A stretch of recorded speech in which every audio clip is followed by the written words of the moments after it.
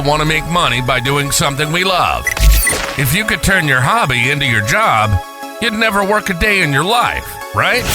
Welcome to Hobby Hustle, the ultimate podcast where collecting passion and business collide. Now, here's your host, Zach Nigett. Welcome to episode 11 of Hobby Hustle. I'm your host, Zach Nigett, and I appreciate you taking time to spend with us. If you've been enjoying the pod, please be sure to like, subscribe, rate us, and of course, share with your friends. Additionally, please leave a comment to share any thoughts or suggestions you have. I greatly appreciate your support, and I hope you enjoy our show today. Today's guest grew up as a collector and has turned his passion for cards into a full-time business. He's a pioneer in the card art world and has started as early as 1991.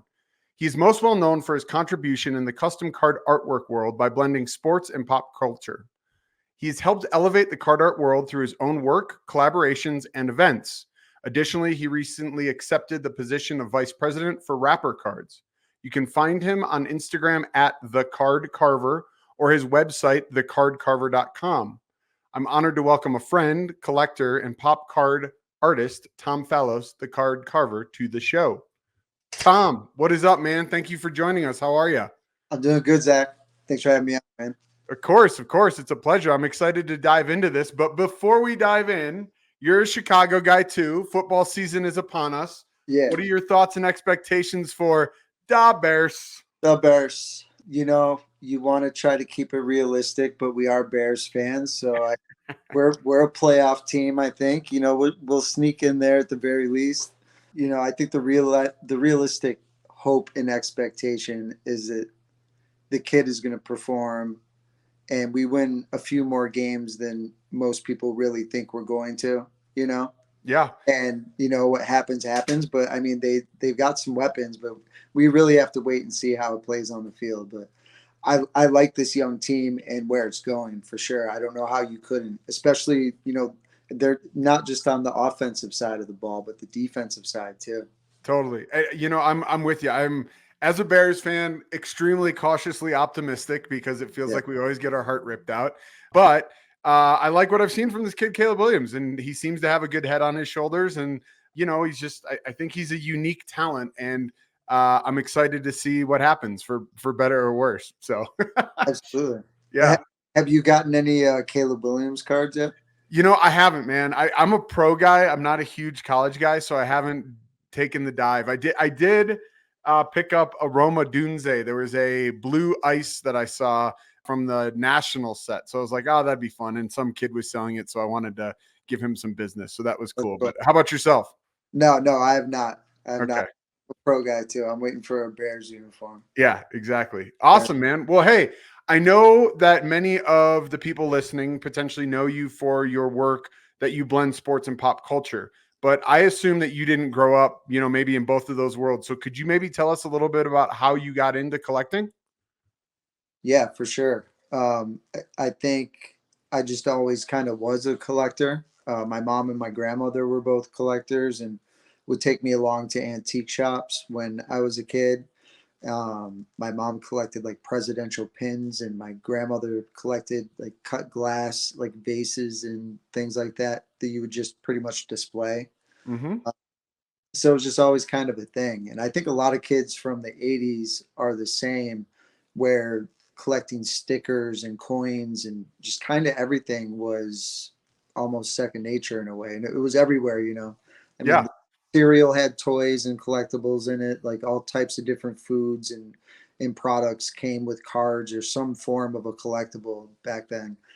100%, man. And I would it's like you mentioned, it was like you go to McDonald's or something and there's a collectible cup or there's a toy, your cereal box, your, whatever it was, man, your Cracker Jack, everything was a collectible.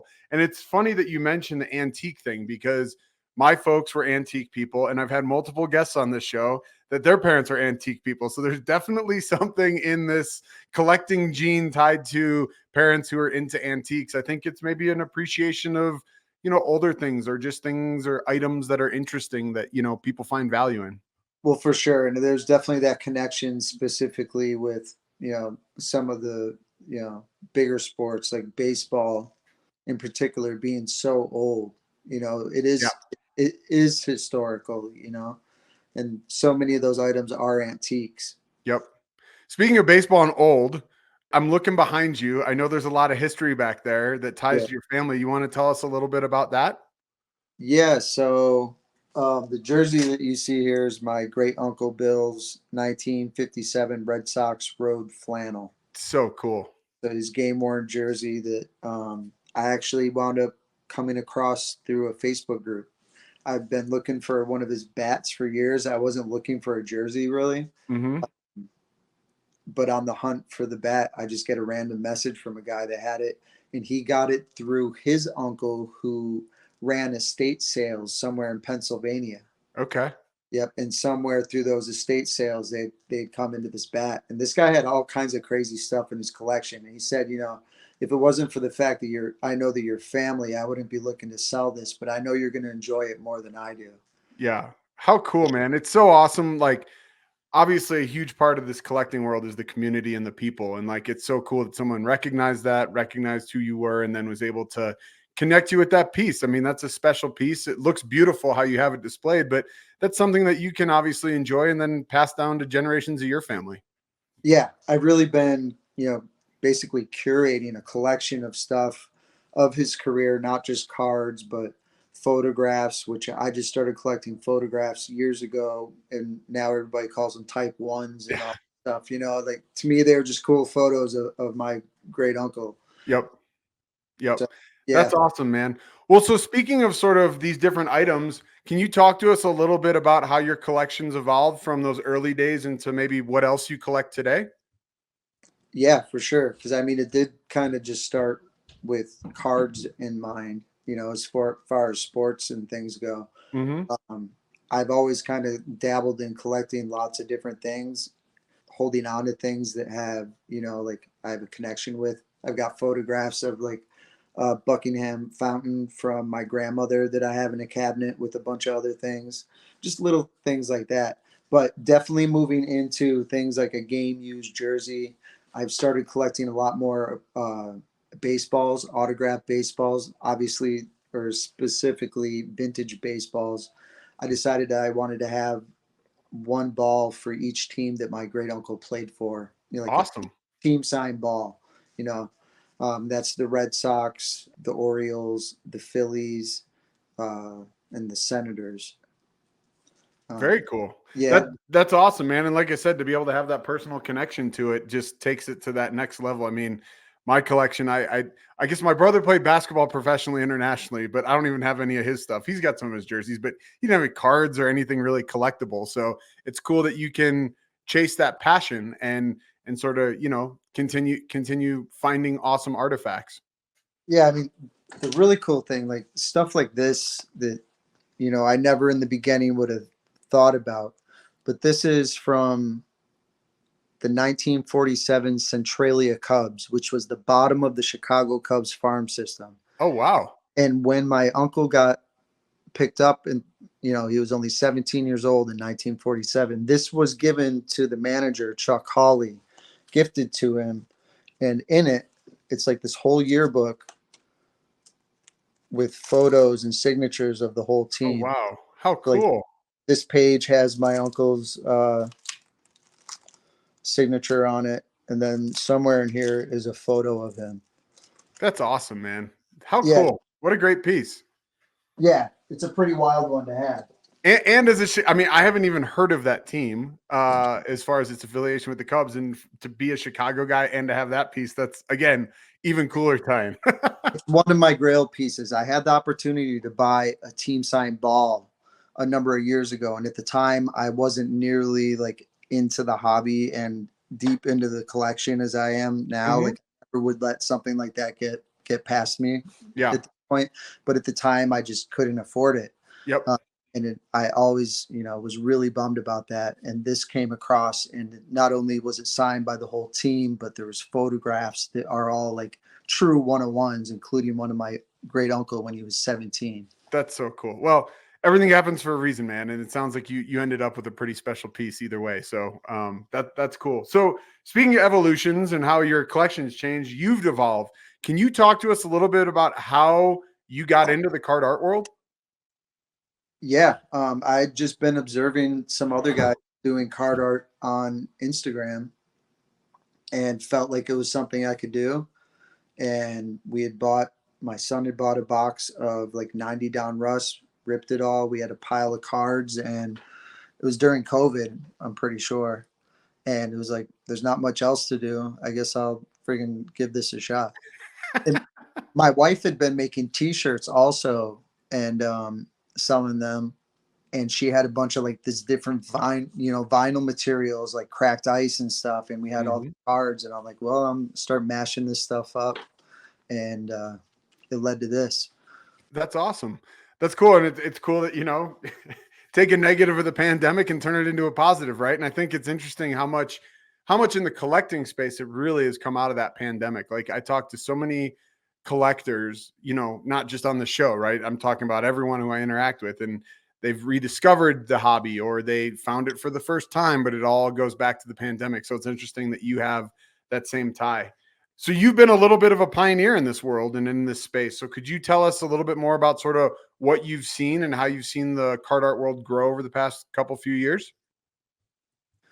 Yeah, it's been really interesting because in the beginning, as I mentioned, I was observing a group of artists that were all creating different types of card art. And I watched that group grow from, it couldn't have been more than 20 to 30, Hmm. might have even been like slightly smaller at one point, to what now, like, I can't even keep track of them. And there's a lot of guys that have come and guys that have gone. There's guys that were there in the beginning, that are still here and pushing, guys that hung on for a long time and, kind of fell off in Hmm. times. So there's all kinds of different levels and waves of things that I've seen, Yeah. uh, you know. That that's awesome, and, I think I'll throw my name in the hat as one that's come recently, right? Yeah. I've been enjoying that, but it's been through watching and observing people like you and some of these other people that you're talking about that have been in the space and are really truly awe-inspiring, and have helped me, get the courage to say like, "Hey, like, I think I can do this." I think one thing that I'd love to pick your brain or at least have you share with the audience, since you've been around it a lot longer than I have, is just sort of maybe you could talk to sort of the different types of card artists. You have a very unique, like collage cut up style where you're physically cutting cards and putting them together and building them. But that's not the case for everybody. So could you maybe just tell the audience some of the different styles that you've seen? Yeah. Well, I mean, there's a lot of different styles. There's a girl, Lauren, who actually stitches the cards, you know. Mm-hmm. So it's almost, I don't want to say crochet, but she's using a needle and thread and creating these really cool patterns, which is super unique. I'm not sure that I've seen anyone but her do that, which is something that makes it even greater.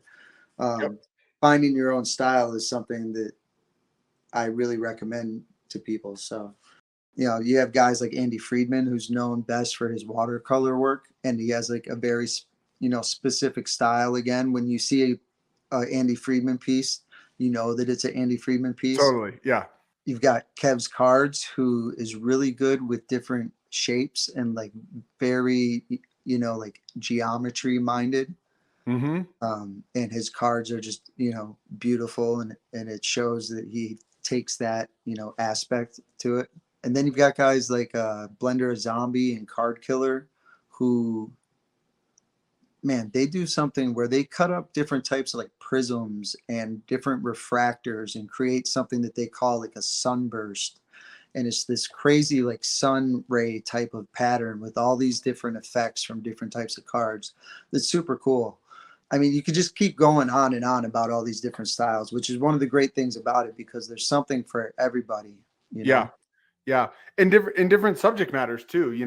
And again, I feel badly shouting out types of things without knowing all their IG handles or whatever. But there's a couple people I've seen that build like these crazy intricate 3-dimensional Pokemon cards. Yeah.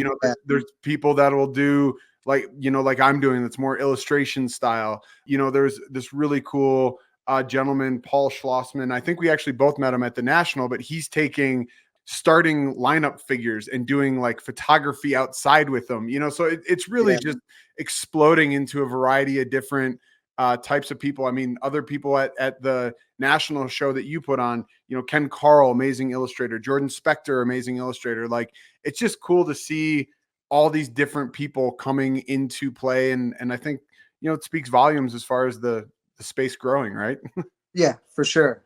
And to that point, Stacy Wall was also a part of that group. That's right. He's another artist and really great example of just how many incredible people and artists there are in the hobby that we may not even know about. Stacy has been one of my best customers for a very long time. And I had no idea for a couple of years that he was even an artist. And it turns out that he's actually an incredible television producer and shoots. Interesting. Very cool. Has been shooting commercials for Nike for years and stuff. And on top of that, he's one of the best painters that I've met. That's pretty awesome. And I think we'd be remiss if we didn't mention Piggy Banks. I know that you got to do a collab with him and you have something maybe upcoming, but he's also been a big, I think, factor in this space as it continues to evolve and grow. We can't not mention Piggy. But speaking of like growth, like with so many people coming into the space, there's a lot of people that say, hey, they're just coming in for a money grab. It's the hot thing and they'll be gone. So I guess, what do you sort of foresee as what will help separate the true artists and create staying power, for these people who are in the space now? Boy, it's a really good question. There's a lot of different answers to it, probably. The people that are really out there and going to shows, making their face known, and or doing the right things to, push their brand, have the right marketing. You can't just make cards and that's going to be enough. I think that's kind of like the bottom line of things, and Piggy Banks is a great example. Having great packaging is one of the first steps you should take if you're going to take yourself serious. Yeah. Networking is huge. And if you can't network, you're probably going to struggle to some degree. Yeah, I think those are both, huge points, right? Is the pride and ownership. I'm trying to support as many people as I can in this space and trying to, make purchases to see other people's work. You see it online and then you get it in the mail. And obviously I'm not going to name names for everybody, but it's always interesting to me to see the wide variety from a Piggy Banks and some of these other artists who clearly have put time and passion into the packaging and the way that it comes to you and sort of that experience. And then there's others who, just sort of put it in a case and stick it in the, bubble mailer and ship it off. And that's fine too. But, how do you differentiate yourself? How do you show that passion and that level of detail? I know you've done some really cool stuff with your Zion collab. Your cards come in these amazing cases now, and that really shows some pride of ownership. Maybe talk to us a little bit about how that came about. I've had the idea for a long time and have known that I needed to do some kind of packaging. And there's something, about me where I will just drag an idea on and on until, because like in my mind, it has to be perfect. Yeah. And instead I should just do it. And that's kind of like something that I would also tell people. If you got an idea, like don't wait, like try and just make it happen if you can. There is no perfect time, Yeah. And it just came to a point where the money was right and I just decided to make it happen. I couldn't wait any longer. I've had a great relationship with Zion, one of the best relationships I've had with any brand in the hobby. I have a lot of different relationships and they're definitely, right there at the top. Yeah. Shout out Clint in a big way, man. He's a stand-up guy and awesome. His products are awesome and he's an awesome person. So I'm with you right there. That's cool though. And, I think the other big thing, like you said, is I'm 100% in that lane where, I was like, this isn't exactly what I wanted and I envisioned, but I need to put the product out there. I need to see if people like my art. I need to see if people like, what I'm going to produce. So I think, just take that leap of faith, right? And if you think you have a good idea, like it's okay if it's not perfect, there's going to be time to evolve. And I think as artists, all of us will evolve, like what you did 2 years ago is going to be different than what you're doing today, and I'm seeing that in your work along with the work of many others. And I just think that's good advice to just sort of take the plunge and you'll figure it out as you go. I think the other thing that you mentioned that I didn't bring back up is just the willingness and the ability to put yourself out there, to network, to put yourself in front of people, because I think, we get stuck in this social media bubble and sure, it's important, but there's real people here, and making those connections. And, you might meet one person at a show, and that one connection could open up to 10, 15 other doors where you don't have that same level of interaction online. Yeah, for sure. And one of the best parts of all this thing that we call the hobby is seeing our friends at the shows, Totally. and making new friends. It's all part of the fun. Yep. Big time. Big time. And I'm excited to continue to see this card art world grow because it's in its infancy. But speaking of new players, you recently accepted a position of vice president Wrapper Cards. Can you tell me a little bit more about that company and sort of your new role there? Yeah. So as vice president, I'm doing, a number of things. One of the first things that I'm really attacking is the product and just creating more chases, making it a really fun product to rip, something that people are going to want to rip again and again, with lots of one-on-ones. It's going to be a very heavy art direction. We're going to be working with a lot of different sketch artists. I'm going to start working with some of the artists in the art community that I've known for a few years now. Awesome. I'm really excited to be in a position where I can start to bring some of those guys in, even if it's just to make like a few one-offs for us or create some type of variation that we're not able to, get from our manufacturer without ordering like 1,000 of them when we only want 5.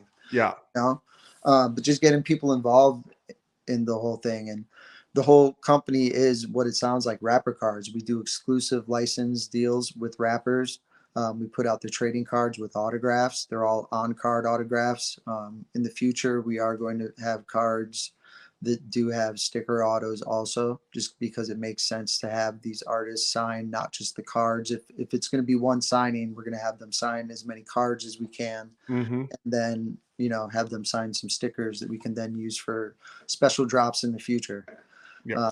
Which is something that we haven't done previously. And that was an idea that I had, just to make the most out of the situation. If it's only going to be one sitting, let's get, as much out of it as we can. Yeah, no, totally. That's cool. And so obviously maybe it's self-explanatory for people. I know you sort of said that, but where can they find these cards? Like, is it just on a website? Are there stores they can buy those, or how do you find your product? It's really just on our website right now. Okay. You will start seeing it more in hobby stores. You're going to see more probably like the first quarter of 2025, where you start to see it in quite a few places. Yep. Because by then we're going to have our Series 1, which comes in packs and boxes. And Okay. It's going to be a really incredible product and something that just hasn't really been done before. Yeah, that's awesome. And will the cards be just current people? Is it past and present? Sort of talk us through what a checklist may or may not be. Yeah, so it's old school and new school. We're in Okay. the process now of signing new artists. We have a lot, if not most, of the biggest like battle rapper names. We have old school names like Talib Kweli. We have current underground guys like Rome Streets, people from Griselda. We have Project Pat. The list is really long. We have over 100 rappers that we currently have signed, and we're adding more and more. That's awesome, man. That's really cool. Well, congrats on that. So as a card artist, you're now helping run a card production company, which is really cool. What are some of the things you feel can help boost, this custom card art space and its legitimacy? I think that having the grading companies involved helps, as long as they can get the labels right and do the artists right and communicate with them. I've had instances where in one batch the cards come back and some of the labels are different. I tell them to say, one of one art card, and they find, and they come back saying custom art card, custom art trading card. And, it can be kind of messy. And then you start to wonder, is this really all worth it? Yeah. And I've been figuring out, through the process, who I like to work with more and which cases make my art look best, like which case is going to showcase my art and not maybe kind of hold it back a bit. Now, I'm honestly at a point now where kind of thinking about working with CGC almost exclusively, other than like certain autograph situations and stuff, because I really like their slabs. But I think that type of thing with the authentication is going to help. I think the guys like piggy banks are helping in terms of the monetary value of it. Not that it all has to be about money, because it is about having fun and it is a hobby. But at the same time, when there's people that are really counting on money from this hobby to pay bills, Yeah. it's not a game. So being able to have real good comps helps everybody. Mm-hmm. I think that talking about it is healthy. I feel like there's some guys that don't like to talk about it, and I see guys that make incredible art and charge like $30 for pieces, and I'm like, man, like you're worth more than that, bro. Yeah. That type of comp situation helps a lot also, and that's where I think having like some of the grading companies and the authentication process helping in that whole monetary avenue. Yeah. No, I agree. And I'm with you. The CGC slabs are beautiful. Like whatever their acrylic is that they're using is crystal clear. It looks nice with that black label, and I know that there's obviously the big players, the Beckett's, which you've done stuff with, PSA is starting to do some of these other, custom art cards that are coming out. But I think that that's, one of the many facets. I guess I'm curious about, events. Like I know that at the National you put on that art gallery with Ludex, which is really cool, to help. You guys had meet and greets. Have you done other events like that, or do you have anything else planned like that you've been talking about? Well, that stuff is huge too. You make a great point.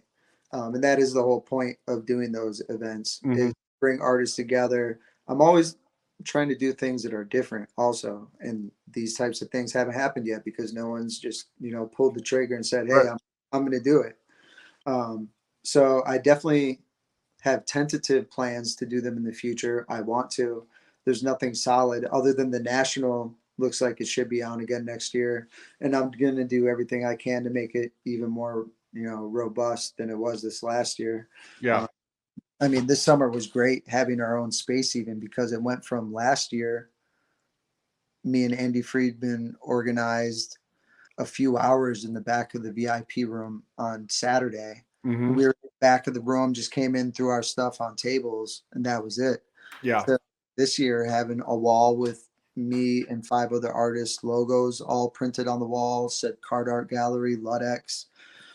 Shout to Matt Hine and to Brian and the whole team.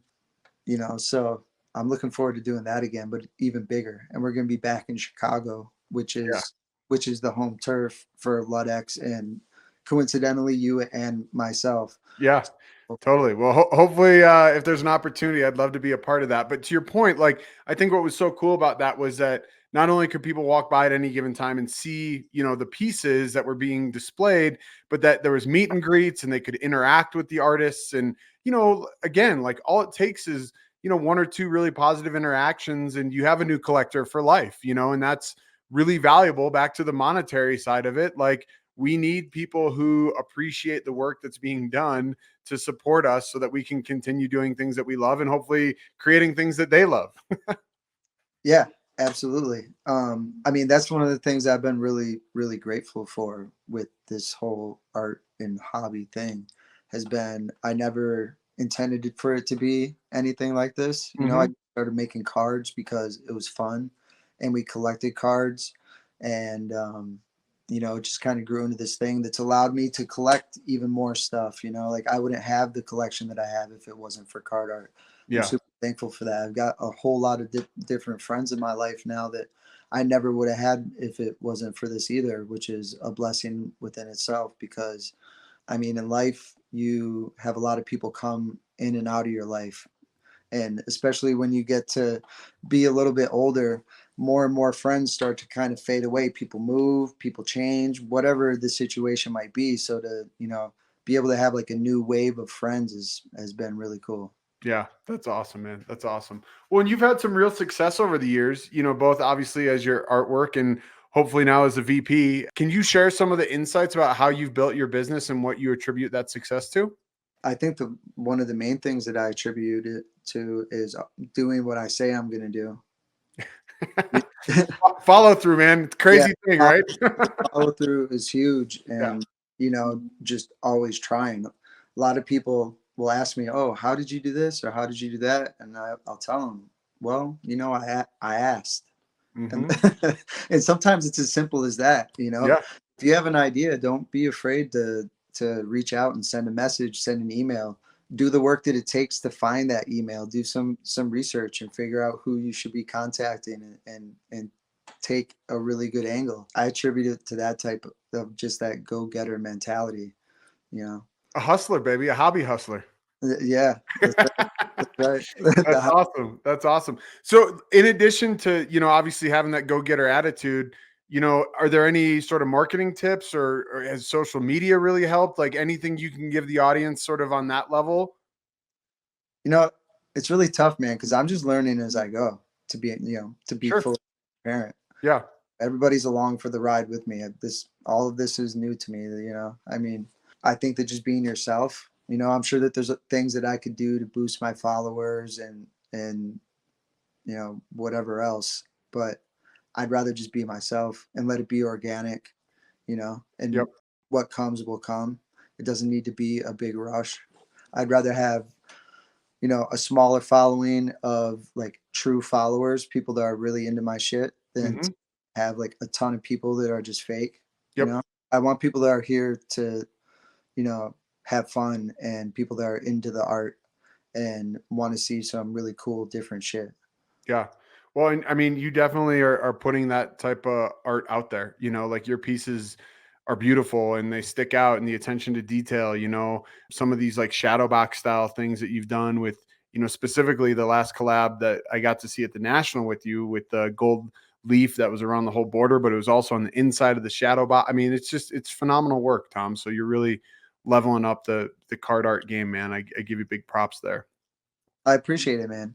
Yeah. Um, I mean, there's a lot of really good artists, and they all push me to be better. I see other people's work, and like I said, it helps to push me, because I think that we all want to be better, and we all strive to be the best. Or at least I hope so. Anyway, Yeah. what's the point? Well, I think, back to the whole, who's going to stick around and who's not. I think, if you don't have that attitude, you probably won't be around, right? But if you do have that attitude and you're constantly trying to evolve and you're constantly trying to perfect whatever it is that your quote craft is, that's what helps with that sticking power. I think something else interesting that you'd said is that, you don't care if you have 10,000 followers, you'd rather have, 100 who are diehard. How do you sort of build and maintain those strong relationships with your customers? Um, you know, by always trying to reach out, always saying thank you. People Yeah. send messages, I respond. I mean, for the most part, off the top of my head, I can't really think of anybody that's messaged me that was a collector that wasn't pleasant. Yeah. I mean, people are cool. Yeah. Agreed. And I think that the authentic side of just being yourself is important too, because it's not only your artwork that's going to stand out, it's being who you are. Well, for sure. And oftentimes the art, kind of reflects the artist, and we can see, or I should say, people can see that right away, especially other artists. If you're creative, you can spot that stuff right away. And a lot of those guys, they don't last. And I think that just, if you're really a collector and someone who's also just a true creative, as long as you're a good person in this space, you're going to be all right. I love that. And I think that in 99% of the cases, that is 100% true. So that's awesome. So let's talk about sort of the not so awesome side of things. Like obviously this journey hasn't always been, perfect for you. There's been bumps in the road. Can you sort of tell us about maybe some of those challenges you've faced and how you've overcome them? Yeah, sure. Early on, I got into some like silly internet beef type stuff, like You're fighting the keyboard warriors. yeah, like over card art and stuff. And I mean, it's been years since I've had any situations like that at this point, and I prefer to just keep it that way. There's really no reason for negativity, like period. Totally. Who needs to deal with that stuff? I think that that's been really the biggest obstacle, that, and trying not to get too discouraged when I do get those no's, or I just get crickets when I send emails, or even I get as far as like getting so-and-so's phone number from so and so, and I text them and I don't get any response, and I don't get anywhere. It's like, man, like I'm so close to this thing that I'm trying to get, and I've got like 100 of those, Yeah, but for every 100, like if one of them hits, it's all right. totally. Yeah. No, I think that's good, and staying persistent and consistent, I think those are both big things to help push anybody forward, right? And I feel you on that. It's like you have this vision and you think you make the connection and you're all excited and then it doesn't come to fruition, but you can't dwell on that, man. Like you got to move on to the next thing and just keep pushing yourself. So I think that's really interesting. Well, you've had a really impressive run over these past few years. So I'd love for you to sort of take a step back and reflect on what's been the most rewarding aspect for you being full-time in the hobby now. First of all, I have to correct you because I'm not full time in the hobby. Oh, okay. I'm I'm sorry. not full time in the hobby. I wish I was, but I'm very close. I'm very Okay. close. That's my bad then. So with you being 3/4 time in the hobby. Killing it to the point you think that I am. Yeah, no, man. I mean, regardless, just getting as far as I've come has been very humbling. The fact that there's so many people that like my artwork and are into the same kind of stuff that I'm into, and I really strive and try to just create things that I love. Mhm. Commissions are cool. Sometimes if it's not the subject matter, it can kind of not be that exciting to create. But when it's something that I really love, I think it also it just shines through. I think that you can probably apply that to a lot of things in life, just in general. So being able to just create and have so many people dig the same type of stuff and what I put out has been really the best part of all of it, and being able to share it and have those moments where people oh wow, this is incredible, and Yeah. that's it. It's cool. I know I can tell you as an artist, like myself, that feeling of you creating whatever it is that, like you said, that you're passionate about and you feel has value and is cool, and have somebody else make a purchase from you that validates that. Like that is the most incredible feeling, like that I think we can reach. I mean, And you've done it time and time again, which is really cool. there's a lot of other really rewarding things too. Like the moment where I create a piece, like when I was at the National, I made that Warhol Yes, piece. that was awesome. The Started auto, that. yeah. Thank you. I started it at home and I finished it at the National on the floor one morning before it got busy. And when I placed the gold frame on top and finished it, I jumped out of my seat. I was like, yes, it was even better than I'd imagined in my mind. And I had that autograph for over a year and had been thinking about making that card for all that time. Yeah. That and all the traveling that I've been doing has been a blessing. Totally unforeseen also. Just this year I've been to Atlanta once. I'm about to go to Atlanta again. I was out in Cleveland. I was just out in Los Angeles. I was in New York at Bleecker doing the event. All the traveling and seeing all the people has been incredible. And having my family come along and my oldest son come to the National every year has been great. Yeah. Last year my whole family came and we went and visited family up north of Chicago in the suburbs.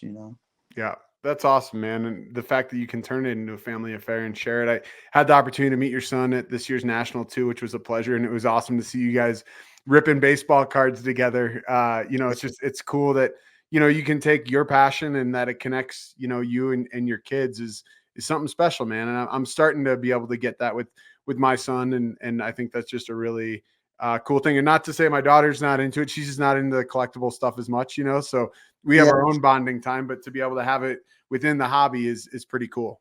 for sure. Yeah, and that's how it goes. They can't all love it. I've got three. My youngest is my daughter, and she likes Pokemon and what is it, Lorcana, and Yeah. a little bit. She loves Michael Jordan, which is great. That a girl.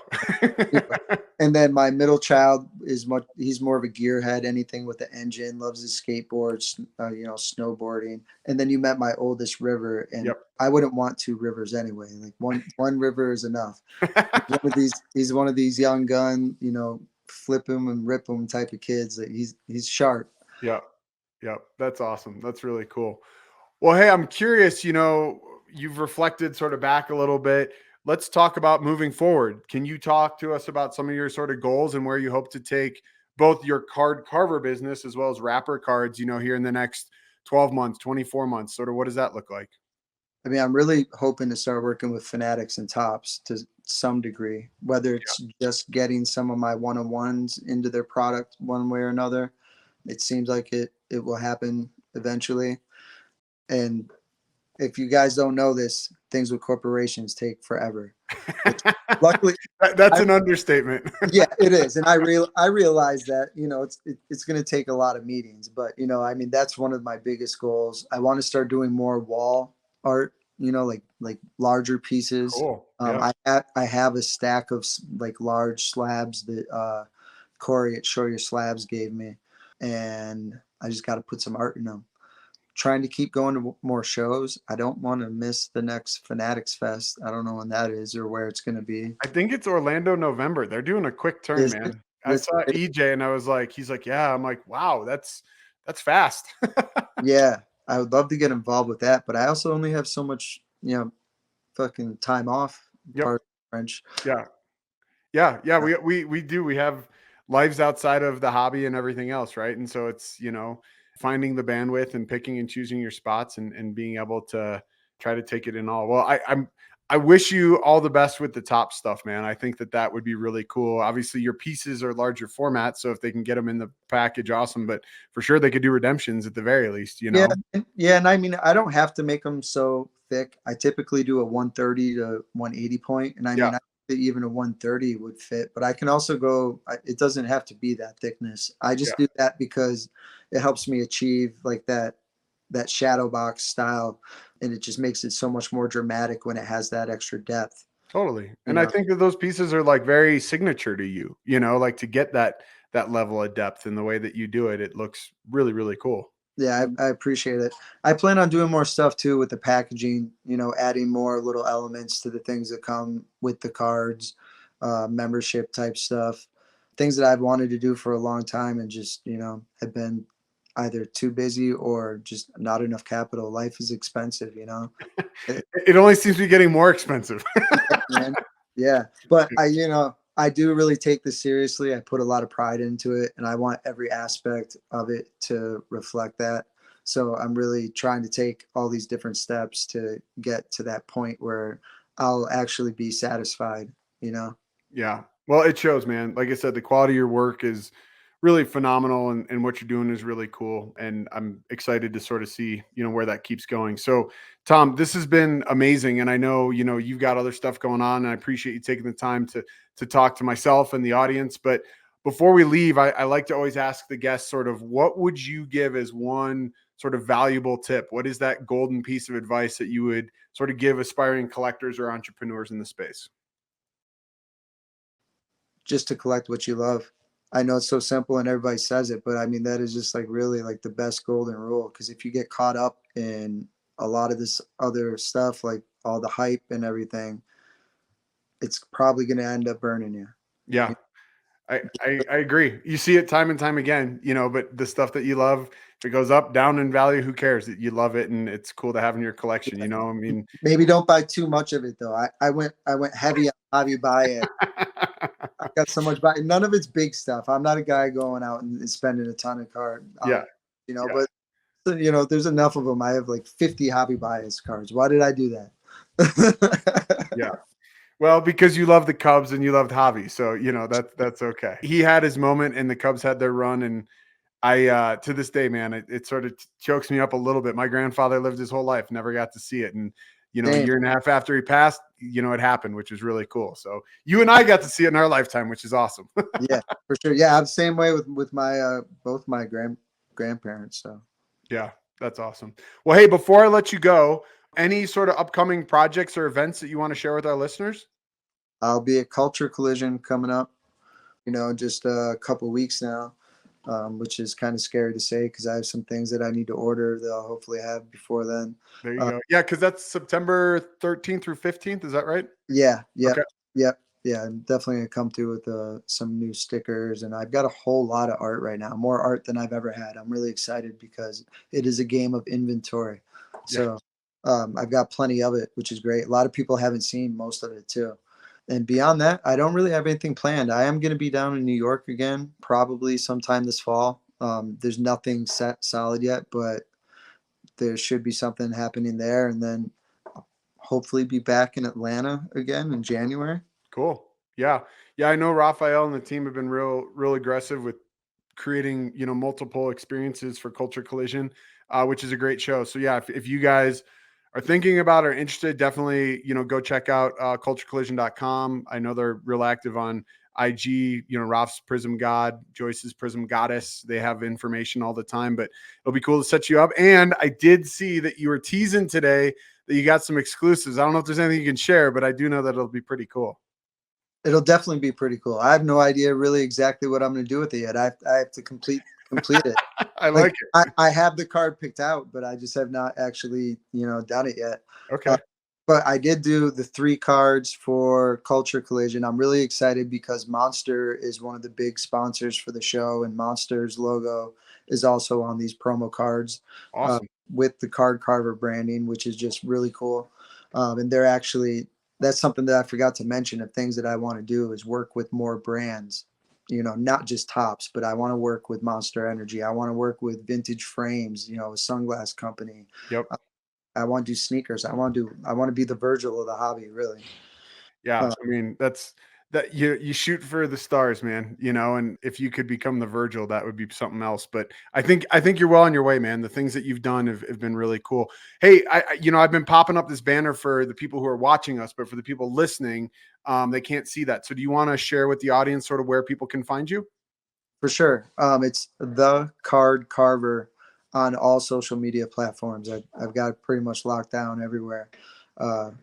Twitter, Instagram. It's still Twitter, not X. Facebook, all that. TikTok. I don't really do much on TikTok, but yeah, pretty much everywhere. And also the cardcarver.com. Buy some shit on my website. Message me if you want to talk about some art. If you want to shoot me some offers on things. I'm always happy to chat. That's awesome, man. And you've got some amazing pieces. I was actually just poking around there the other night, and obviously you've sold some amazing stuff, but there's still some really cool things to come. And it sounds like you've got even more stuff coming at Culture Collision. So I will be down there. It's a quick trip, man, but I'll be down there for 24 hours. So I'm excited to stop by the booth, chop it up with you, and sort of see what you got. For sure. And I mean, Culture Collision is really one of the only shows that I actually set up at. Yeah. So it's always fun for me to actually, put up the banner and set everything out. And I don't just bring my art, I bring other people's art too, because I have a pretty extensive card art collection that I've been putting together for the last 3 years. And I've got cards from I want to say almost everybody, but there's a lot out there now. There's so many people out there now, but yeah, just a lot of people and a lot of great stuff. So I'll definitely bring the whole show on the road. So come out and see me at Culture Collision. I'm looking forward to seeing you. I've got a reveal video coming of a couple cards that I have from Zach and Collector Creative that I'm looking forward to busting out, because I actually have not opened those cards up from the National. Just because I wanted to take the time and do a little video and make it proper. I appreciate that, man. Well, I'm hopeful that you dig them. I mean, I know you got to see them in person, but when you can open up your own piece that will go into the PC, I hope that's a good experience. Absolutely. I'm looking forward. Awesome. I appreciate that. Well, hey, man, this has been an awesome conversation.